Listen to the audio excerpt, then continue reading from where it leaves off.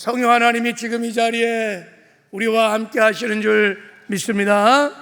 자, 우리 성령 안에서 앞뒤좌우로 활짝 웃으면서 사랑하고 축복합니다. 우리 한번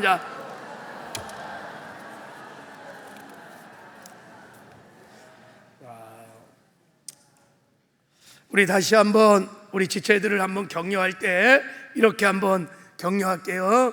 당신은 사랑받고 있는 하나님의 자녀입니다. 한번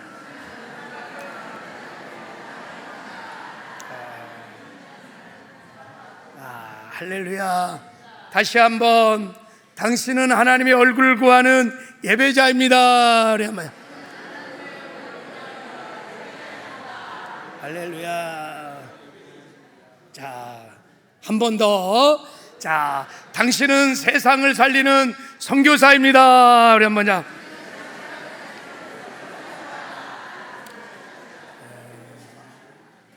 이게 저와 여러분의 정체성입니다. 여러분, 세상을 살리는 생활 선교사로 살아가시는 은혜가 있기를 주님의 이름으로 축복합니다. 오늘은 기도 통장에 기도를 쌓아두라 라는 제목으로 하나님 말씀을 선포하겠습니다. 여러분, 구원 후에 하나님이 우리에게 주시는 최고의 카리스, 은혜, 축복은 우리에게 성령을 주시는 것입니다. 왜냐하면 하나님이 주시고 싶은 가장 좋은 것이 성령이기 때문입니다. 한번 보세요. 자, 우리 마태복음 7장 1절 11절을 보면 너희가 악할지라도 좋은 것을 자식에게 줄 줄 알거든 하물며 하늘에 계신 아버지께서 구하는 자에게 좋은 것을 주시지 않겠느냐. 하나님 우리에게 좋은 것을 주기를 원하십니다. 이때 좋다는 것이 아가도스라는 헬러 단어입니다. 이 단어가 굉장히 아름다운 단어입니다. 이 말은 하나님 보시기에 지극히 선하고 지극히 아름답고 지극히 가치하고 지극히 존귀한, 이게 아가도스예요. 아가도스. 그러면 여러분, 이 좋은 게 뭘까요? 하나님 보시기에 너무 귀하고 소중하고 아름다운 이게 뭘까요? 자, 누가복음 11장 13절에 보면 자, 아버지께 구하는 자에게는 성령을 주시지 않겠느냐. 이게 성령이에요. 성령을 그래서 보혜사라고 하는 거예요. 우리를 도와주시는 분.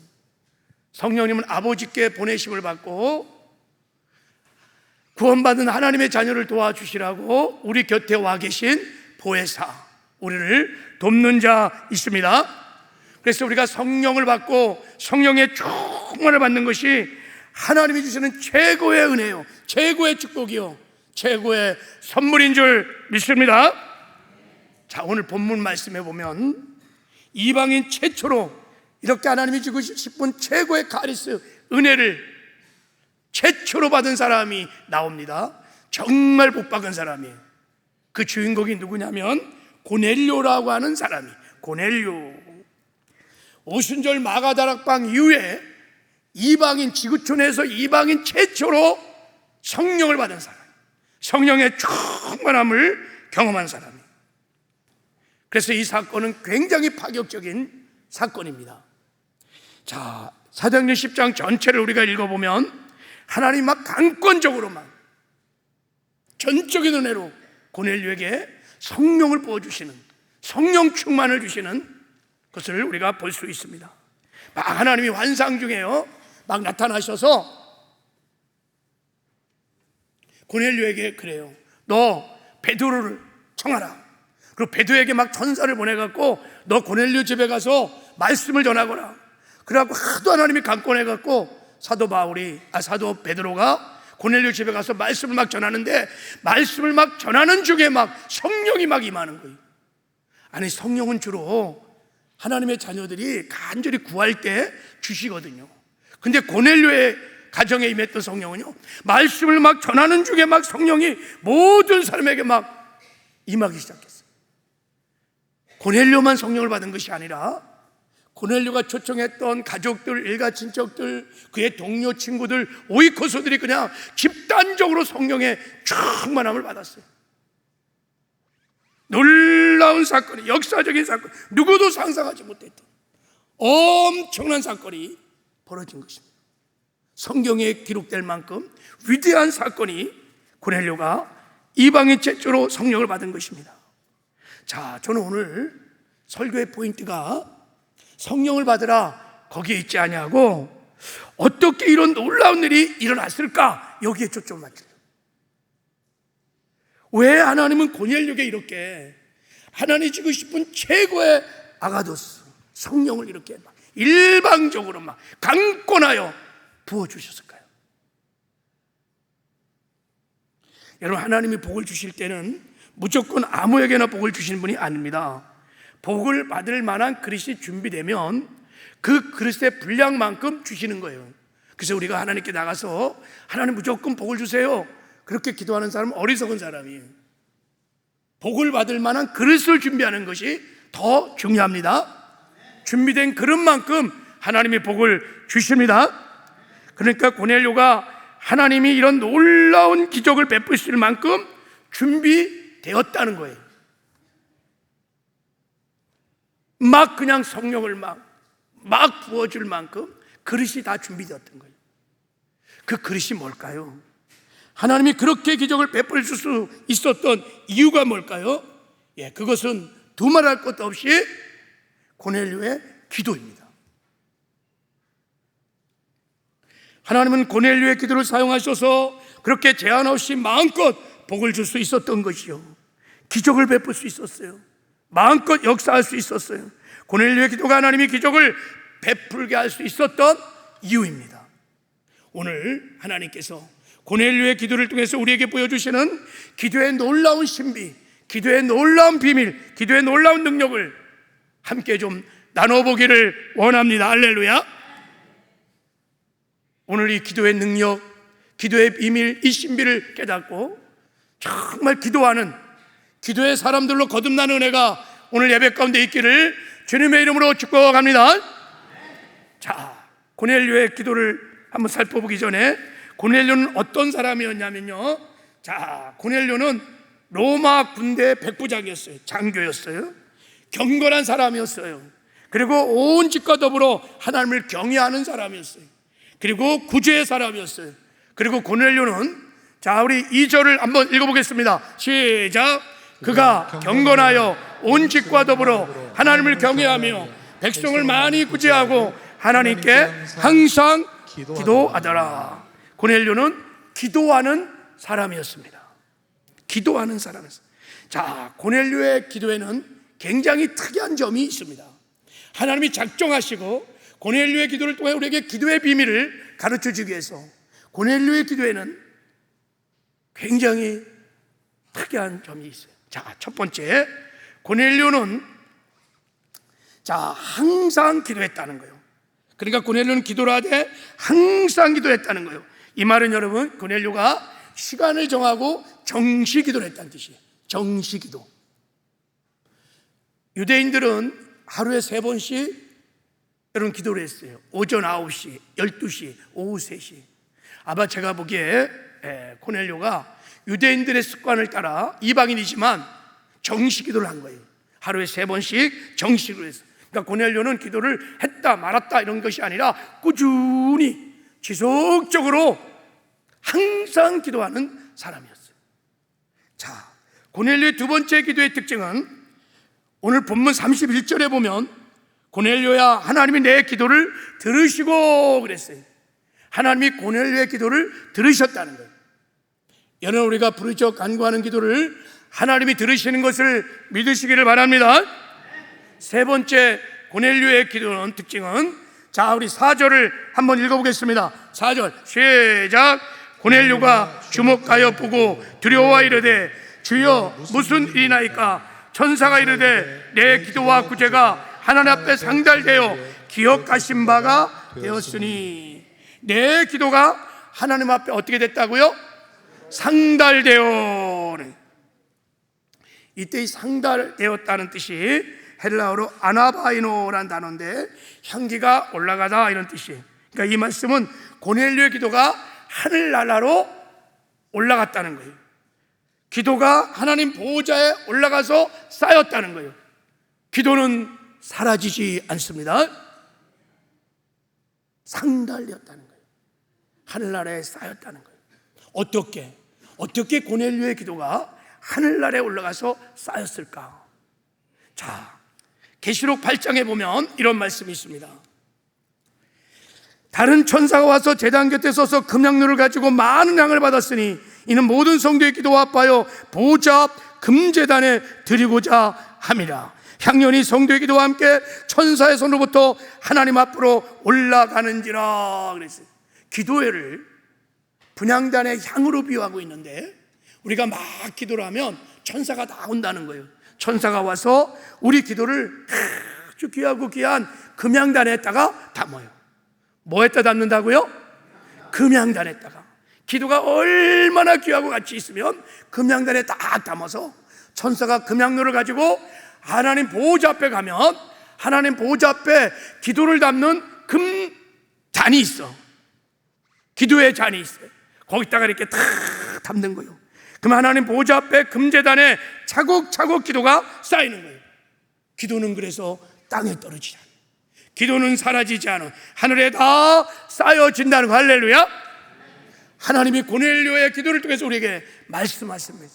사나들 딸들아, 기도는 사라지지 않는다. 기도는 나의 보호자 앞에 쌓이느니라 말씀합니다. 그리고 고넬료의 기도의 네 번째 특징은, 자 한번 읽겠습니다. 시작. 고넬료의 기도가 하나님께 기억하신 바가 되었습니다. 자, 뭐라 그러냐? 기억하신 바가 되었다. 기억하신 바가 되었다. 여러분, 여기서 기억하신 바가 되었다는 것은 하나님이 어떤 과거의 일을 remember, 기억했다 이런 뜻이 아니에요. 여기서 기억했다는 말은 헬라어로는 무네모시라는 단어고 히브리어로는 그 유명한 자카르라는 단어예요. 자카르. 자, 이 자카르라는 단어는 기억하다, 생각하다 이런 뜻인데, 자, 하나님이 가장 적합할 때, 그러니까 하나님 보시기에 하나님이 가장 적합할 때, 이걸 하나님의 카이로스라 그래요. 하나님의 때, 하나님이 개입하셔서 하나님의 은혜를 베풀어 줄 때 표현이 뭐냐면 자카르, 하나님이 기억하셨다 이렇게 표현해요. 자, 그러니까 하나님이 결정적인 순간에 우리 기도를 사용하셔서 은혜를 베풀어 주신 것을 자카르의 은혜라 이렇게 말하는 거예요. 여러분, 하나님은 자카르의 하나님인 것을 믿으시기 바랍니다. 기억하시는 하나님, 이거를 믿어야 이제부터 여러분 기도가 회복될 수 있어요. 기도의 즐거움을 여러분 이제부터 누릴 수 있어요. 자, 우리 자카르의 하나님을 잠깐 살펴볼게요. 자, 사도행전 19장 29절, 자 한번 읽어보겠습니다. 시작. 하나님이 그 지역의 성을 멸하실 때, 곧 롯이 거주하는 성을 엎으실 때 하나님이 아브라함을 생각하사 롯을 그 엎으신 중에 내보내셨더라 그랬어요. 하나님이 아브라함을 자카르, 생각하셨다, 기억하셨다는 거예요. 그래서 롯을 소돔과 고모라를 심판할 때, 멸망시킬 때 구원해 주셨다는 거예요. 아브라함의 무엇을 기억하셨을까요? 아브라함의 중보기도죠. 바로 전장에 18장에 보면 아브라함이 천사를 통해서 소돔 고모라가 멸망될 것을 알고 있었어요. 거기 누가 있냐면 유일한 살붙이는 롯과 가족들이 그 소돔과 고모라에 있는 거예요. 그래서 막 아브라함이 하나님께 기도합니다. 하나님, 그 성에 의인 50 있으면 망하지 않을 거지요? 심판하지 않을 거지요? 아니 45인, 30인, 20인, 1인, 10인 간절히 막 중보기도합니다. 아브라함의 기도가 땅에 떨어지지 않냐고 하늘에 다 쌓였어요. 하나님이 결정적인 순간에 아브라함의 기도를 사용하셨어요. 롯을 소돔과 고모라 성을 멸망시킬 때 건져 주신 것입니다. 할렐루야. 이걸 자카르의 은혜라고 그러는 거예요. 창출애굽 2장에 보면 여러분, 자 25절, 우리 한번 25절만 읽어보겠습니다. 시작. 하나님이 이스라엘 자손을 돌보시고 하나님이 그들을 기억하셨더라 그래서 하나님이 이스라엘 백성을 기억하시고 그때부터 모세를 보내서 비로소 출애굽의 역사를 막 일으키기 시작합니다. 막 10가지 재앙을 막 쏟아부고 어린 양의 피로 그들을 다 구원하시는 어마어마한 기적을 베풀어 주십니다. 하나님이 그들을 기억하시고 뭐를 기억했을까? 23절이 여러 해 후에 애굽 왕은 죽었고 이스라엘 자손은 고된 노동으로 말미암아 탄식하며 부르짖으니 그 고된 노동으로 말미암아 부르짖는 소리가 하나님께 상달된지라 그랬어요. 여러분, 요셉을 알지 못하는 왕이 애굽의 왕이 되었어요. 그래서 막 핍박이 왔어요. 막 아기들도 죽이고 막 엄청난 핍박과 고뇌에 오니까 이스라엘 백성이 그때부터 깨어서 막 기도하기 시작하고 하나님 살려주세요. 우리를 해방시켜 주세요. 이 애굽으로부터 우리를 해방시켜 주세요. 하나님 약속하지 않았습니까? 우리를 해방시켜 주세요. 막 1년, 2년, 3년 막 부르짖는데 그 부르짖는 기도가 하나의 땅에 하나도 떨어지지 아니하고 하늘에 다 올라가서 다 쌓였어요. 하나님의 카이로스가 되니까, 하나님의 때가 되니까 그 기도를 사용하셔서 애굽에 노예했던 이스라엘 백성을 모세를 통해서 출애굽해 주시는 은혜를 베풀어 주신 것입니다. 작가르의 은혜인 것입니다. 자, 그러므로 고넬료의 기도가 하나님 앞에 상달되어 기억되어진 바 되었다는 뜻은 이제 하나님께서 결정적인 순간에, 그러니까 하나님 보시기에 가장 적합한 때 평소에 하늘에 쌓였던 고넬료의 그 많은 기도를 하나님이 사용하셔서 정말 상상치 못하는 방법으로 인간의 한계를 뛰어넘는 하나님의 능력으로 막 일방적으로 고넬료에게, 가정에게 은혜를 부어주신 거예요. 성령을 부어주신 거예요. 최고의 선물을 주신 것입니다. 할렐루야. 여러분, 우리의 기도는 사라지지 않고 하늘에 올라가 쌓여져서 작가르의 하나님이 보시기에 가장 적합할 때 그 기도를 사용하셔서 우리에게 은혜를 베풀어 주신 줄 믿습니다. 우리를 치료하시고 회복해 주시고 우리를 인도해 주기도 하시고 지켜주기도 하시고 보호해 주기도 하시고 필요를 공급해 주기도 하시고 은혜를 베풀어 주시는 줄 믿습니다. 여러분, 그래서 우리는 기도를 하나님께서 우리에게 항상 깨어 기도하라 그러는 거예요. 기도를 멈추지 마라. 기도를 해서 기도를 하늘 보좌에 많이 쌓아야 돼요. 기도의 분량을 채우셔야 돼요. 할렐루야. 자, 우리 고넬료의 기도를 통해서 우리를 한번 점검해 보죠. 여러분의 기도는 하늘나라에 얼마나 쌓여 있을까 한번 생각해보세요. 나의 기도는 얼마나 쌓여 있을까? 자, 우리 교회의 기도는 하늘나라에 지금 얼마나 많이 쌓여 있을까? 우리 자녀들을 위한 기도는 하늘나라에 얼마나 쌓여 있을까? 이 나라와 민족과 열방을 향한 기도는 얼마나 지금 쌓여 있을까? 하나님이 그 쌓여진 기도의 분량대로 하나님의 때가 되면 하나님은 기도를 통해서 일하실 것입니다. 할렐루야. 제가 말씀을 준비하면서 우리 믿음의 선진들의 그 기도의 은혜로 사는 거구나 이런 생각을 했어요. 여러분, 80년대, 70년대, 80년대 얼마나 많이 기도했는지 몰라요. 우리 아비 세대들이 얼마나 기도를 많이 했는지 몰라요. 막 새벽 미명에 막 철야도 막 드리면 막 4시에 5시까지 막 모였다 하면 막 기도하고 저 삼각산으로 갈매산으로 막 산마다 막 그 새벽 이슬을 맞을 때까지 막 부르던 기도들이 다 하늘로 연락, 하늘에 쌓여서 작가르의 하나님께서 그 기도를 사용하셔서 이 민족을 축복하고 교회들을 축복하고 수많은 영혼을 구원시키는 하나님의 영광을 나타내셨어요. 그래서 여러분, 한각의 기정도 일어난 것이고 우리나라가 이렇게 잘 살고 우리가 이 자리에 나와서 예배를 드리고 있는 줄 믿습니다. 그럼 지금은 어떨까? 자녀들을 위해서, 교회를 위해서, 조국을 위해서 우리는 얼마나 기도를 쌓고 있을까라는 거예요. 이런 삼손은 그 능력이 어디서 나오냐면요, 머리털에서 나옵니다. 머리털에서 기름 부심이 임해요. 그래서 삼손이 막 엄청난 능력을 가지고 하나님께 쓰임 받을 수 있는 것은 머리털에서 기름 부심을 누는 거예요. 근데 어느 날 삼손이 잘못해서 머리털이 잘려버렸어요.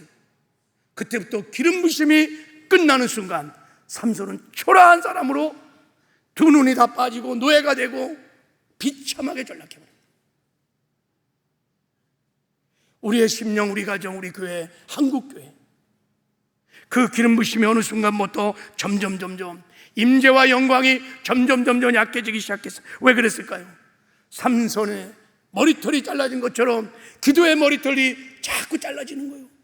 새벽 예배도 줄어들고 철야도 이제 12시 가다가 10시 반까지 잘라지고 철야 없는 교회도 많고, 내 개인의 기도 시간도 다 잘려서 겨우 주일날 와서 한번 기도하는 것 10기도 정도. 기도의 기름 부심이 잘려지면서 하나님의 임재가 영광이 자꾸 약해지는 거예요. 여러분, 기도를 우리가 채워야 될 줄 믿습니다. 제가 우리 교회에 처음 부임해 왔을 때 놀랐어요. 저 여의도 순복음교회에서 교회 신앙생활 하다가 여의도 순복음교회 대회에 들어가면 막 그 기도가 얼마나 강력한지, 주여 삼창하고 막 기도하면 막 기도가 막 정말 하늘이 흔들리고 보좌가 흘리는 같은 기도예요. 그 통성 기도가. 근데 그 영성이 우리 서울 순복음교회도 있더라고요. 야, 역시 순복음교회구나. 우리 교회는 기도의 DNA가 있어요. 기도의 야성이 있어요. 하나님이 기름 부으셨던 여러분의 기도의 야성이 회복되는 은혜가 있기를 주님의 이름으로 축복합니다. 이게 회복되면 다 살아납니다. 자카리트 하나님은 우리의 기도를 통해서 우리에게 은혜 베푸시기를 원하십니다. 할렐루야. 여러분, 고넬료처럼 항상 기도하여 하늘나라의 기도가 차고 넘치는 쌓여지는 은혜가 있기를 주님의 이름으로 축복합니다. 제가 설교 준비하면서 이번 주에 정말 감동적인 책을 읽었어요. 그 자리에서 3시간 만에 읽었던 책이 너무너무 귀한 은혜의 책을 읽었는데, 그 책이 뭐냐면 기도는 사라지지 않는다라는 책이, 꼭 한번 읽어보시기 바랍니다. 한번 이 목사님을 좀 모시고 간증 집회를 한번 해보셨으면 좋겠어요. 기도는 사라지지 않는다. 이분이 저 건대 세종대학교 옆에, 저도 이 교회를 몇 번 다닌 적이 있어요. 화양감리교회라고 있어요. 거기에 10대 목사님으로 오신 최성훈 목사님의 쓴 책이, 이분은 남들이 다 뛰놀던 어린 시절부터 교회에 머물러 오랜 시간 기도하기를 좋아했던 진짜 사무엘 같은 기도의 사람입니다. 자, 제가 이 책을 보면서 이분이 어린 시절의 기도를 제가 잠깐 한번 읽어줄게요. 자, 친구들이 방과 후에 학원을 가면 나는 홀로 교회를 향했다. 그 시간에는 어른도 아무도 없고 교회는 온통 내 세상이었다. 나는 좁은 교회를 마음껏 누비고 다녔다. 장의자에 앉아 기도하다가 피아노 앞에 앉아 건반을 두다가 찬양하기를 반복했다. 특히 기도 시간은 내게 가장 좋아했던 시간이었다. 이분이 개척교회 목사님의 막내 아들입니다. 자, 그런데 부활절 행사를 앞둔 어느 날 선생님께서 절기 때나 총동원 주일에는 반드시 매일 기도로 준비해야 한다고 말씀하셨다. 이 말씀을 듣고 나는 의무감 반, 순종 반 더 본격적으로 작정하여 기도를 시작하게 되었다. 처음부터 많은 시간을 기도한 것이 아니었다. 그런데 매일 기도하면서 나에게 주어진 뿌듯함이 있었다. 기도하는 시간만큼은 가난한 개척교회 아들로서 가지고 있던 열등감이 사라져서 너무 좋았다. 어린 나이에 무슨 기도를 그렇게 매일 했는지 잘 기억나지는 않는다. 하지만 기도를 하면 할수록 예수님께서 나와 함께 하신다는 확신이 생겼다. 예수님의 존재감이 선명해질수록 내 마음이 안정되었고 자신감이 생기기 시작했고 성격도 점점 밝아진 것 같았다. 그럴수록 어린 마음에 기도를 더 오래 하여 예수님이 함께 하신다는 것을 더 깊이 느끼고 싶었다. 자, 처음에는 하루 1시간씩 기도하다가 학년이 올라갈수록 오래 앉아 있을 수 있게 되어 중학생이 된 후에는 5시간이 넘도록 기도에 빠지는 날도 있었다. 한창 기도하가 눈을 떠보면 서너 시간은 금세 지났을 정도로 시간 가는 줄 모를 만큼 기도가 좋았다. 이렇게 기도가 일상이 되면서 주님과 함께 한다는 생각이 분명해지며 시간이 간다는 감각 자체가 무너지는 것 같았다. 짧게 기도할 때는 느끼지 못했던 기쁜 하나님의 임재를 느끼면 느낄수록 더 궁금해지고 더 귀 기울이는 시간이 많아졌다.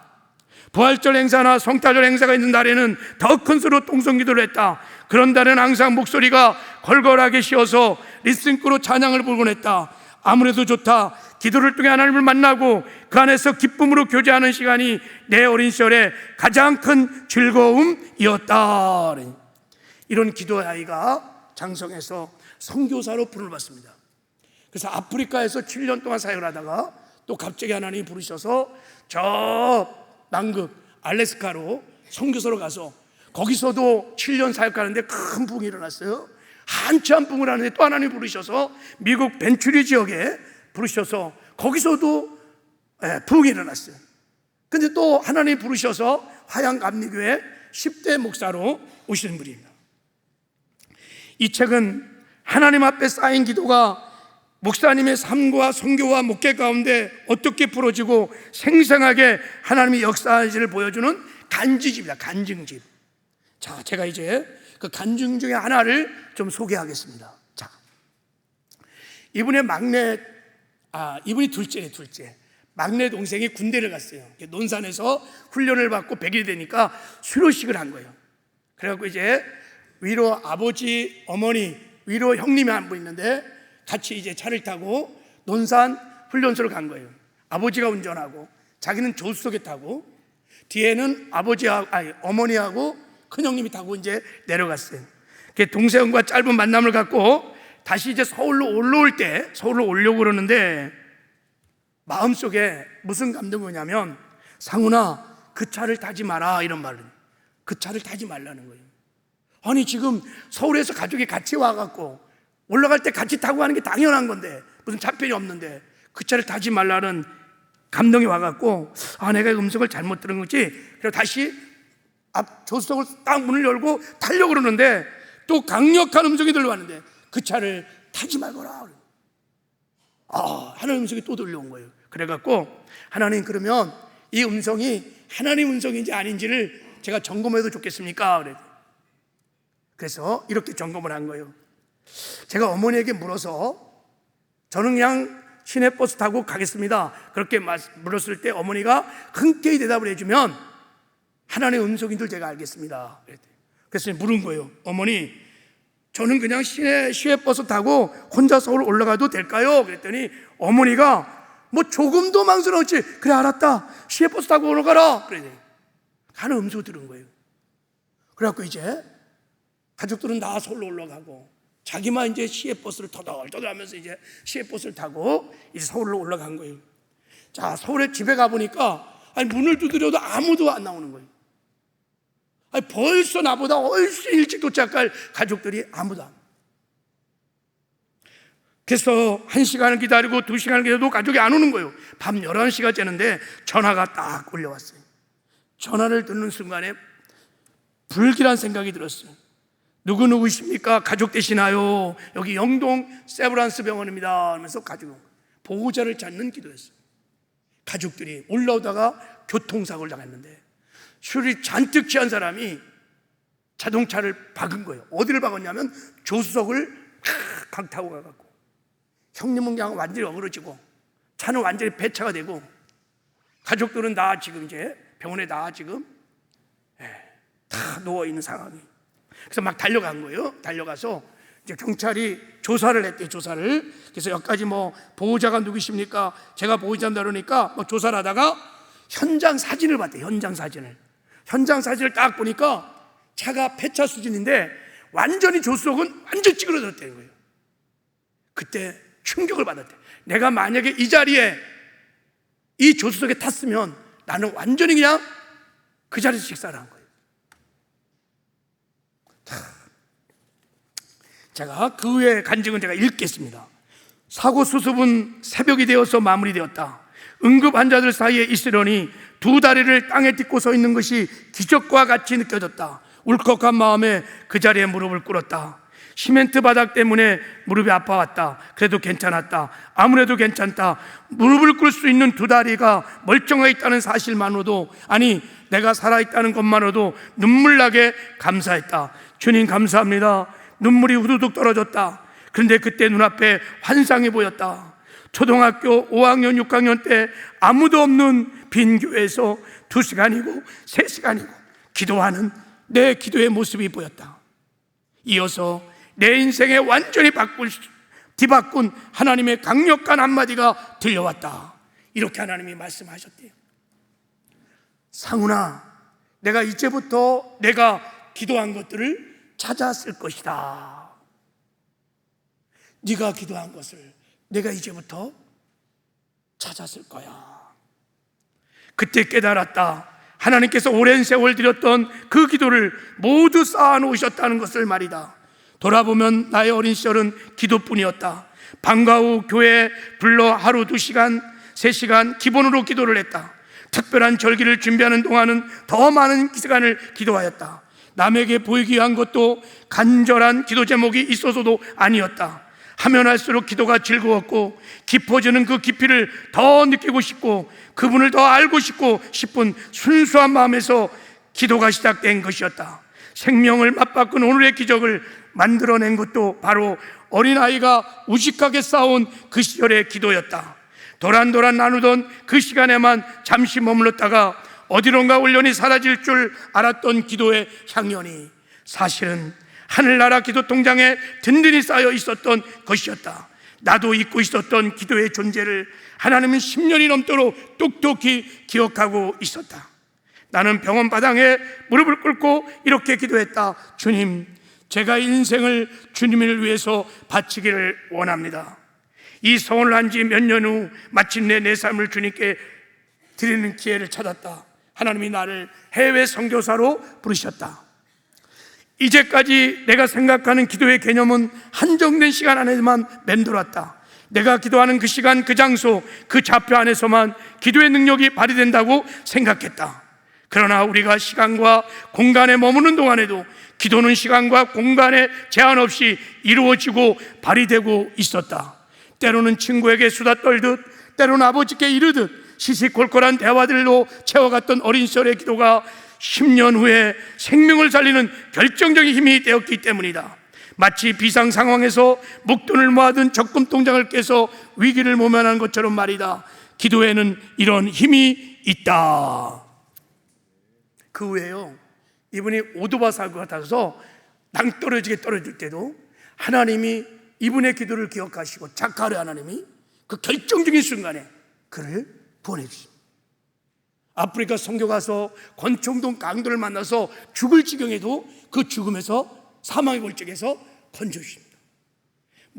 무장 시위대에 완전히 포위돼서 사면초가 이제 정말 꼼짝없이 죽었을 때도 하나님이 건져주십니다. 그래서 목사님은 이 책을 써서 기도는 사라지지 않습니다. 그러므로 하늘에 기도를 많이 쌓으라고 증언을 하기 위하여 이 간증집을 썼다고 하십니다. 그렇습니다, 여러분. 우리의 기도는 사라지지 않습니다. 우리가 기도하는 모든 기도는 다 하늘에 올라가서 하늘에 쌓여 있어요. 착하리 하나님이 하나님의 때에 그 기도를 사용해서 우리에게 은혜를 베풀어 주시고 우리를 지켜주시고 보호하시고 필요도 공급하시고 우리를 인도해 주십니다. 할렐루야. 그래서 착하리 하나님 우리에게 말합니다. 기도를 멈추지 말거라. 기도를 쉬지 말거라. 항상 깨어 기도하거라. 쉬지 말고 기도하거라. 나로 쉬지 못하게 하거라. 계속해서 우리에게 기도를 명령하는 것입니다. 여러분, 기도의 분량을 채워가는 은혜가 있기를 주님의 이름으로 축복합니다. 자카르의 하나님은 우리가 기도할 때 일하시는 분이십니다. 하나는 우리의 기도를 통해서 일하시는 분이십니다. 출애굽 10장에 보셨죠? 이스라엘 백성이 출애굽해서 아말렉이 쳐들어왔을 때 모세가 기도의 능력을 알았어요. 산에 가서 막 손을 들고 기도하니까 여호수아가 이기고 손이 내려오니까 기도가 끝나니까 여호수아가 지는 거예요. 무엇을 말하는 것입니까? 자카리 하나님은 기도를 통해서 일하신다는 거예요. 기도가 하나님이 일하시는 방법이라는 거예요. 우리는 고넬료의 기도를 통해서 또 하나 배워야 할 중요한 기도의 비밀이 하나가 있어요. 그게 뭐냐면, 자, 하나님은 기도의 분량이 차면 역사하신다. 할렐루야. 하나님은 기도의 분량만큼 역사하신다는 거. 할렐루야. 자, 사도행전 2장의 마가다락방에 오순절날 막 성령이 강타하고 급하고 강한 바람처럼 성령이 임했어요. 왜 이런 역사가 일어났을까요? 사도행전 2장 14절에 이렇게 말하고 있습니다. 여자들과 예수 어머니 마리아와 예수 아우드가 더불어 마음을 같이하여 오로지 기도에 힘쓰니라. 그래서 그들이 기도를 통하여 오순절의 성령 강림의 역사가 일어난 것입니다. 그런데 왜 이들은 10일 동안 기도를 했을까요? 120명이. 아니, 성령을 주신다는 것은 예수님이 약속한 것입니다. 너희가 몇 날이 못 되어 성령을 주신다고 했어요. 그러면 하루 기도하면 성령을 받아 줘야지. 왜 11일 동안 그것도 120명이 계속 기도를 했을까요? 여러분, 그것은 기도의 잔을 채우기 위해 하신 거예요. 기도의 분량이 차면, 하나님의 때가 되면 하나님의 기도를 통해서 역사하기 때문에 10일 동안 120명이 하루에 몇 시간, 5시간, 6시간 막 기도했다면 어마어마한 기도량을 세운 거예요. 적어도 몇만의 기도를 채운 것입니다. 하나님 기도를 받으시고 제단의 불을 당기셔서 그냥 부으니까 번개와 지진과 우레로 역사했던 것처럼 성령의 강력한 기름 부심이 임하게 된 줄 믿습니다. 기도에도 임계점이 있다는 거예요. 여러분, 물이 끓을 때는 99.9도도 안 끓어요. 100도가 되어 끓어요. 이게 임계점이에요. 기도도 여러분, 하나님의 역사도 때가 있는 거예요. 작하를 때 하나님은 하나님 보시기에 가장 적절한 때, 하나님의 카이로스에 기도의 분량이 채워지면 반드시 역사하시는 거예요. 할렐루야. 그래서 기도의 대가인 E.M. 바운주가, 이분은 기도를 정말 잘 알고 있었던 분이 이런 말을 했어요. 자, 마가복음 9장 29절 말씀을 하시면서 이런 말씀을 하는데, 자, 이 마가복음 9장 29절은 언제 주님이 말씀하신 거냐면, 자, 자기 아들이 귀신 들린 아비가 제자들에게 와서 귀신을 쫓아달라고 그랬어요. 근데 제자들이 아무리 애쓰고 힘써도 귀신이 안 나가는 거예요. 그래서 물어봤어요. 창피하고. 그러니까 예수님, 왜 우리는 귀신을 쫓아내지 못했습니까? 그럴 때 예수님이 이렇게 말했어요. 기도 외에는 다른 것으로 이런 유가 나갈 수 없느니라. 무슨 말입니까? 기도의 분량이 부족하다는 거예요. 귀신을 쫓아낼 만한, 권능을 할 만한 기도의 분량이 부족하다는 거예요. 믿음의 분량이 부족하다는 거예요. 이 말을 해석하면서 E.M. 바운주가 이런 말을 했습니다. 제자들이 귀신을 쫓아내려다가 기도가 부족해서 실패했던 것처럼 지금 우리가 사단과 싸울 때도 기도의 분량이 충만하지 않기 때문에 패배하는 것이다. 우리 앞에 닥친 문제들, 혹은 악한 영의 미혹으로 또 해방으로 우리의 일이 막히거나 아니면 환경에 둘러싸이는 수많은 문제들은 우리가 돌파하지 못하는 가장 큰 이유 중에 하나는 기도의 분량이, 기도의 함량이 따르지 않는 거예요. 너무너무 기도를 안 하는 거예요. 쌓아놓은 기도가 없어. 그래서 여러분은 작가의 하나님을 믿고 기도의 능력을 믿고 기도의 분량을 채워야 될 줄 믿습니다. 교회도 믿음의 공동체도 지체돼 함께 합심하여 기도함으로 기도의 분량을 채우면 부흥의 역사도 일어나게 될 줄 믿습니다. 그래서 우리 하반기 사역을 시작하면서 1만 시간 기도 운동을 해보고 싶었어요. 자, 1만 시간을 하나님 보호자에 있는 금단에 채워보는 거예요. 1만 시간을 전수각심해서 기도의 분량이 차면 작가라 하나님께서 하나님의 때 놀라운 은혜를 베풀어 주실 것입니다. 아직도 예수를 믿지 못하는 우리 불신 가족들이 죽게 들어오고 다음 세대에 부흥이 일어나고 교회에 부흥이 일어나고 그리고 조국 부흥이 일어나게 될 줄 믿습니다. 자, 근데 우리가 1만 기도 운동을 하는 더 기쁜 뜻이 있어요. 더 기쁜 뜻이 뭐냐면 우리가 1만 기도 운동을 통해서 하나님과 더 친밀한 교제를 나누고 싶은 거예요. 하나님과 더 친밀히 동행하고 싶은 거예요. 하나님의 영광을 드러내고 나타나고 싶은 거예요. 이게 우리가 1만 기도 운동을 하는 궁극적인 이유예요. 여러분, 왜냐하면 교회는, 기도는 주님과의 대화예요. 기도는 주님과의 교제입니다. 기도는 우리가 원하는 바를 얻기 위한 수단이 아닙니다. 우리의 필요를 채우고 우리의 문제를 해결하기 위한 마치 알라딘의 앰프처럼 도깨비 방매처럼 그런 것이 아닙니다. 기도는 하나님과의 교제입니다. 우리가 물과 성령으로 거듭난 순간 우리 죽었던 영이 살아났어요. 그리고 우리 새 사람을 보좌 삼고 예수님께서 주의 성령 우리 안에 오셨어요.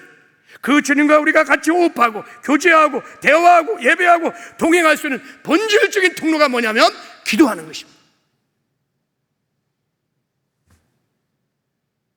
기도는 축복이에요. 기도는 여러분 행위 이전의 관계입니다. 우리가 모은 것을 굴려하는 수단 이전의 관계예요. 관계. 그래서 기도가 즐거운 것이, 기도가 즐거운 것, 주님과 교제의 기쁨이 있는 거예요. 그 달콤한 임재, 그 영광. 그래서 이런 최상호 목사님 어린 나이에 기도를 맛본 거예요. 그 임재를 경험한 거예요. 어린 아이가 어떻게 여러분 하루에 5시간씩 3-4시간 기도할 수 있을까요? 무엇을 얻으려고 바라잖아요. 얻을 것도 없었어요. 그저 주님의 임재 안에서 주님과 교제가, 그 달콤한 그 임재를 경험하니까 어린 아이도 눌러 있는 거예요. 기도가 얼마나 행복한 사람인지 모릅니다. 그래서 하나님은 기도를 너무 귀하게 여기십니다. 쓰레기는 쓰레기통에 버려요. 휴지는 휴지통에 버리고 서로는 서로통에 버려요. 근데 기도는 어디에 담으냐면 하나님이 금양료에 담는 거예요. 어디다 쌓아두냐면 금재단에다가 쌓아두는 거예요. 얼마나 기도가 귀한지. 하나님이 그렇게 금양료에 우리의 기도를 받아. 왜요? 기도는 하나님과 교제하는 시간이기 때문에. 하나님의 임재 안에, 하나님의 영광 안에 나가서 하나님과 인격적인 친밀한 교제를 나누는 거예요. 그렇게 우리가 하나님과 교제하고 하나님을 만나게 되면 하나님의 심정을 알아, 하나님의 마음을 알아, 하나님의 뜻이 무엇인지 알아. 그러면요, 우리의 삶이 조종되기 시작합니다. 하나님의 뜻을 향하여, 하나님의 마음을 향하여 어떻게 하면 내가 하나님의 뜻을 이룰 수 있을까? 순종하기 시작합니다. 그러면 주님과 동행이 시작합니다. 깊은 동행이 시작됩니다. 그러면요, 우리에게 누려진 첫 번째 축복은요, 하늘과 땅의 모든 것을 가신 주님이 주의 성령 내 안에 임마누엘 계시거든요. 임마누엘의 영광을 비로소 누리기 시작하는 거예요. 그리고 나를 통해서 하나님의 영광이 나타나기 시작해요. 하나님의 나라가 나타나고 하나님의 인격이 성품이 나타나는 아름다운 삶을 살기 시작하는 거예요. 할렐루야. 그러면 여러분, 기도의 분량이라는 것은 하나님의 친밀한 교제의 분량인 거예요. 내가 얼마나 요즘 깊이 주님과 동행하는 동행의 분량이에요. 내가 얼마나 하나님의 영광을 드러났다는 아름다운 삶을 살고 있는지를 보이는 바로 미터인 것입니다. 그래서 우리는 기도의 분량을 채우기를 원해요. 기도의 분량을 채우기를 원해요. 마치 세상 종교처럼 3,000배를 들여갖고 무슨 뭐를 얻고자 하는 수단이 아니에요. 시간적 목표가 의미가 있는 것은 기도 자체가 하나님과 교제이기 때문에 의미가 있는 거예요. 할렐루야. 우리가 함께 1만 시간의 기도의 분량을 채워가면 저는 믿습니다, 우리는 더 깊이 하나님과 교제하게 될 것입니다. 하나님 임재의 shekinah 영광 깊은 곳으로 나가게 될 것입니다. 그리고 하나님과 친밀한 동행을 할 것입니다. 하나님이 예배하신 영광을 누리며 살 것입니다. 그리고 가는 곳마다 하나님의 영광을 드러났다는 아름다운 삶을 살게 될 줄 믿습니다. 이것이 우리가 1만 기도 운동을 전개하고 싶은 거예요. 어떻게 1만 기도를 채울 수 있을까? 먼저는 여러분이 작정을 하셔야 돼요. 개인적으로 내가 매일 1시간 이상 기도하리라 목표를 세우는 게 중요해요. 기도를 하려면 여러분 목표를 세우셔야 돼요. 처음부터 잘할 수 없어요. 처음부터 1시간, 2시간 기도할 수 없어. 5분부터 시작하는 거예요. 10분부터 시작하는 거예요. 그러면 기도에 근육이 생기기 시작합니다. 여러분, 그냥 앉는 거예요. 교회 와갖고 그냥 10% 앉는 거예요. 버티는 거예요. 그리고 십자가를 그냥 바라보는 거예요. 아, 목사님, 나는 기도할 줄 모릅니다. 간단해요. 그냥 앉아서 그냥 십자가 바라보고 주여 주여 불쌍히 여기소서, 그 기도인 거예요. 그냥 찬양을 부르는 거예요. 찬양도 곡조 있는 노래니까 거기에 내 마음을 담아서 찬양을 부르고, 곡조를 모르면 그냥 읽어요. 조용히 목사님 같은 기도의 대성도 막 하루에 3시간 4시간 기도하는 경지에 이르기까지 어떤 날은요 주기도문만 막 30번 50번씩 읽었대요. 시편 23편을 막 50번 60번씩 읽었대요. 그렇게 기도가 훈련되어서, 기도의 이런 훈련의 여정을 통해서 여러분 기도의 깊은 경지까지 들어가는 거니까 포기하지 말고 하고자 하면 다 기도하세요. 할렐루야. 기도는 그냥 아버지와 대화인 거예요. 아버지, 길을 가면서 선절해서 아버지, 아빠, 주여, 다 기도인 거예요. 다 하나님이 들으시고 하늘에 다 차곡차곡 쌓으셨다가 때가 되면 기도를 통해서 은혜를 베풀어 주십니다. 그리고 여러분, 교회에 나와서 기도하는 거요. 새벽 예배에 나와서 새벽 예배 조를 짰어. 화요일 날은 1교구 1, 2, 3지요. 수요일 날은 1교구 4, 5, 6지요. 다 짰어. 새벽에 나와서 뜨겁게 기도하고, 요 예배 때 좀 일찍 나와서 10분 전에, 15분 전에, 20분 전에 나와갖고 기도하면 돼요. 주일날은 예배 전에 항상 나와서 철회에 나와서 뜨겁게 기도하면 적어도 1시간 내지 1시간 반은 기도할 수 있어요. 다 기도할 수 있습니다. 부서별로 모여서 기도하고, 모일 때마다 기도하고, 여러분의 직장에서 주여 주여 기도하고 기도를 할 수 있습니다. 그래서 제가 어떻게 하면 1만 시간 기도 운동을 잘 할 수 있을까 고민하다가 기도 통장을 만들어요. 기도 통장. 자, 이제 어떻게 하면 기도를 자, 이거 다 꺼내보세요. 다 기도 통장 받았죠? 자, 어떻게 하면 우리 성도들이 기도를 잘해서 주님과 깊이 교제하고 동행할 수 있을까? 어떻게 복을 받을 수 있을까? 어떻게 저 병들이 치료될 수 있을까? 짝갈의 은혜를 받을 수 있을까? 고민하다가 인터넷을 막 검색하는데 기도 통장이 나와. 기도 통장이. 이야, 그래갖고 제가 막 리서치를 해봤어요. 그랬더니 어느 교회가 기도 통장 운동을 하고 있는 거예요. 이야, 그래서 우리도 이거 했으면 좋겠다. 그래서 제가 만들었어요. 날마다 통장에 돈을 입금하듯이 기도를 쌓는 거예요. 하늘나라 은행에 기도 예금을 준다고 생각하고 차곡차곡 5분 10분 막 쌓는 거예요. 할렐루야. 자, 어떻게 하는지 보여요. 자, 첫 번째를 보시죠. 첫 번째 보면, 넘기면, 기도 통장이란, 거기 한번 보세요. 신앙생활의 새로운 시작을 만들기 위해 기도 시간을 헌금으로 비유하여 하나님께 올려드리는 하늘나라 자유정리식 예금 통장입니다. 여러분, 기도가요, 얼마나게 정말 돈으로 가치로 여길 수 없어. 그러니까 헌금으로 비해서 한번 해본 거니까, 비유야. 재미있게 한번 기도를 잘해보려고 한 거니까, 여러분 여기 뭐 깊은 뜻은 없어요. 자, 밑에 보세요. 이제 9월 14일 칸을 보세요. 14, 맨 마지막 칸 9월 14일. 자, 개인 기도 내가 20분 했어. 20 적는 거예요. 새벽 기도는 없으니까 공예배 때 주일날 와서 내가 20분 기도했어. 그러면 철야는 없고 적립기도 40만 원을 주면 40만 원.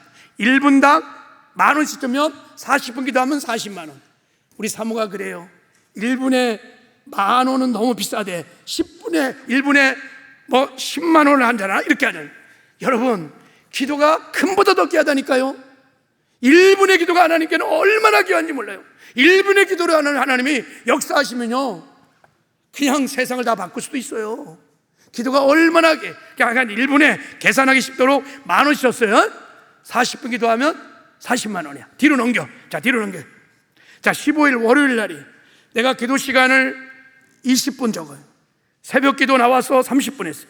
공예배 없고 금요철이 없으니까 적립기도는 50만 원. 그럼 이제 총 적립은 어떻게 되느냐? 주일날 40만 원, 50만 원, 90만 원을 적는 거야. 자, 화요일 날 개인 기도 했어요. 식기도도 계산해. 식기도도 하고 직장에서도 주여 주여 했던 거 다 적어요. 점심 먹고도 주여 주여, 이게 기도라니까. 다 적어. 그리고 이제 새벽 예배 나왔어. 야, 담당이어서 적어도 일주일에 한 번은 나오셔야 돼. 자, 30분 기도했어요. 공예배 없어요. 철야 없어요. 그러면 50만 원. 그러면 이제 90만 원 더하기 140만 원. 자, 수요일 날 17일 날 개인기도 20분 했어요. 새벽 기도 나와 30분 했어요. 공예배 때, 수요예배 때 일찍 나와갖고 10분 기도하고 또 목사님과 말씀 가지고 막 기도 10분 했어요. 20분 기도했어요. 그러면 70분 기도했으니까 70만 원. 그럼 더하면 얼마예요? 210만 원. 이렇게 적는 거예요. 그래서 나중에 이제 12월 20일, 21일까지 31일까지 다 하면 최고, 어떤 사람 막 1억, 2억, 3억, 10억 막 이렇게 이제 하나님께 드릴 거예요. 그럼 제가 받은 다음에 상급을 주려고 그래요. 할렐루야. 잘한 사람부터, 아니면 잘한 목장들 다 개수해갖고 상급을 주려고 그래요. 할렐루야. 자, 오늘부터 여러분 기도의 잔을 채우는, 기도의 분량을 채우는 은혜가 있기를 바랍니다.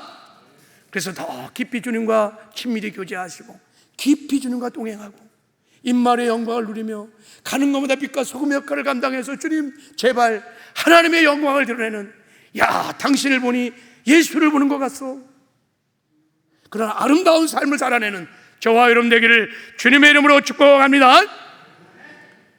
자, 우리 이 시간에 한번 찬양 한 장 드리고 자, 한번 기도하기를 원하는데, 자, 오늘 찬송가를 부르겠습니다. 찬송가 361장.